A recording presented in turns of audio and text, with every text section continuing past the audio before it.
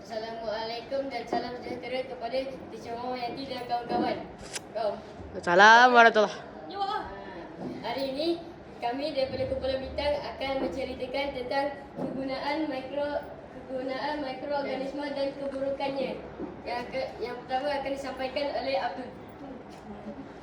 Bakteria dan fungi digunakan untuk membuat keju. Bakteria juga digunakan dalam pembuatan yogurt. Jadi, bakteria ni dia digunakan sebagai bahan perasa untuk yogurt. Dan dia merubah tekstur yogurt menjadi sedikit kental.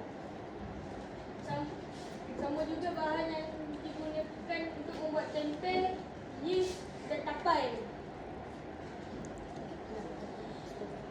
Seterusnya akan disampaikan oleh Hasib.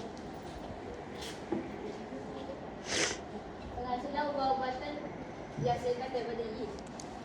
Setengah fungi digunakan untuk menghasilkan penicillium, iaitu sejenis antibiotik yang menghalang pertumbuhan bakteria berbahaya. Contohnya, kalau kita tengah sakit, macam influenza ke apa ke, kita makan ubat. Okey, seterusnya yang ketiga akan disampaikan oleh saya. Penghazilan baju organik. Tinja haiwan yang digunakan dengan serbuk kayu dan diuraikan oleh bakteria untuk jadikan baju organik. Contoh, baju organik ialah perawatan sisa kumbahan. Bakteria membantu proses perebutan tinja dengan menguraikan sisa organik yang terdapat di dalam loji kumbahan. Okey, jadi yang keempat disampaikan oleh Siti.